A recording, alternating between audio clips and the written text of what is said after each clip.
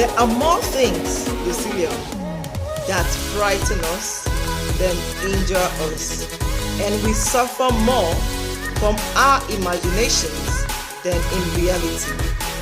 Seneca, Epistolium, and Lucilium. Rumination.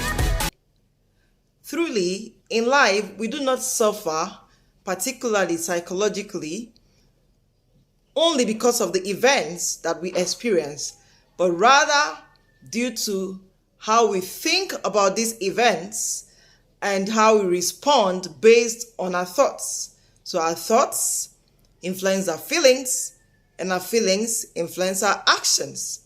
So two people may experience the same exact thing. Two of us passed by a very close friend and said hello, and she ignored us. And one person thinks, oh, she must be in trouble. Her mind must be preoccupied. She must have been in a hurry, or probably she did not see me. And that person goes away, probably feeling concerned for the friend, probably puts a call across to ensure everything is okay. Now, one other person thinks, oh, she doesn't like me. Now she thinks she's doing better than I am, and now she doesn't want to associate with me.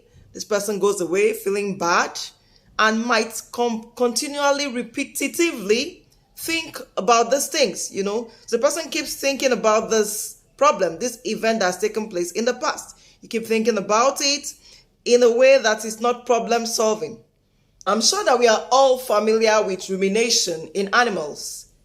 In ruminants, four-chambered stomach animals, rumination is actually a productive exercise, a problem-solving exercise that helps them digest their food better.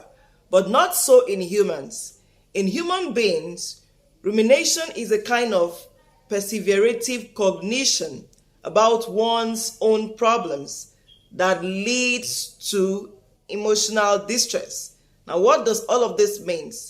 It's a kind of passively and, repetitively thinking about one's problems, a passive and repetitive focus on one's personal distress, in a way that is not problem solving, but is rather problem pondering, and is self-referenced, So this repetitive thinking about one's problem is based on the individual's thoughts and the individual's feelings, which may not be exactly correct. So you begin to think repetitively over a problem. You're not thinking for solutions. You're just thinking about a problem that either happened in the past, sometimes a kind of feeling of regret, or thinking about problems that exist in the present, and you're just thinking repetitively. Is self-referenced, and it's linked to a lot of mental health disorders, for instance, depression.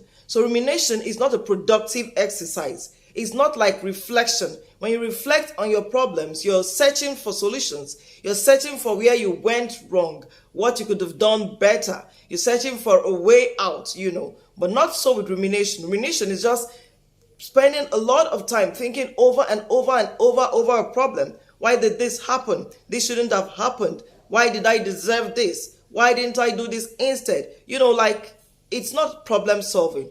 It's just problem pondering, repetitive, passive, and it's not productive at all. We shouldn't engage in rumination.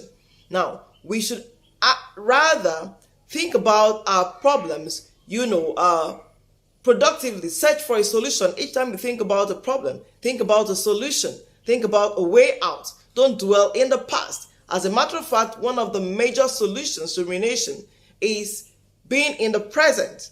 Each time we dwell in the past, we focus on the past and we're thinking repetitively, passively, not productively.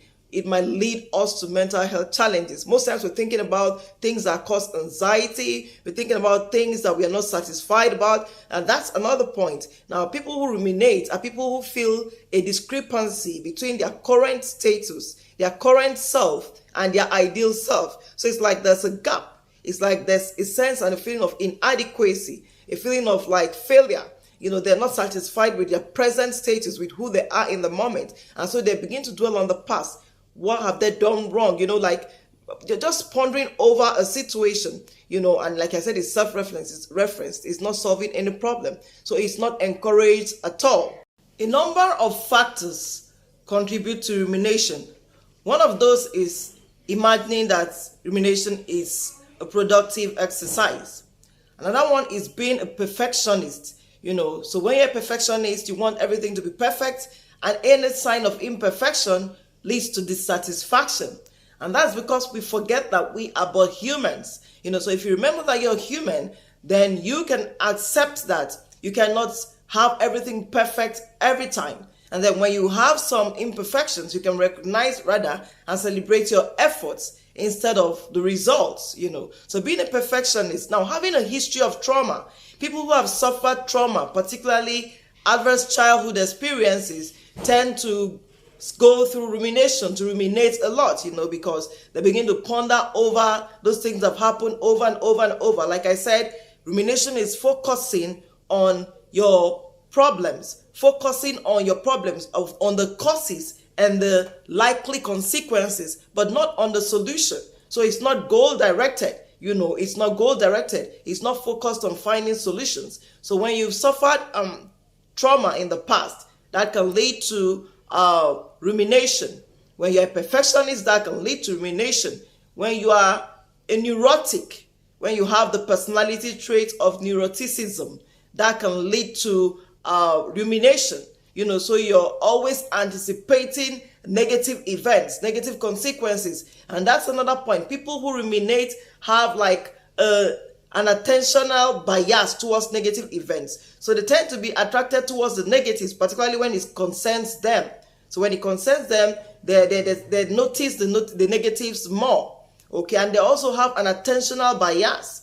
So their attention is focused on the negatives, and they are unable to pull their attention away from the negatives. So these are some of the things that result in rumination. And then what are the consequences of rumination? Research has shown that rumination leads to a lot of mental health disruptions, such as depression, such as obsessive compulsive disorders, such as eating disorders like anorexia nervosa and bulimia nervosa, such as sleep disorders, and a host of other mental health disruptions. So you see, rumination is not productive. It's not an exercise that we should engage in. That's why I always recommend mindfulness, because mindfulness keeps your attention in the present. And if there's a shift of attention to the past, it's productive, it's goal directed, it's reflective, and not just problem pondering.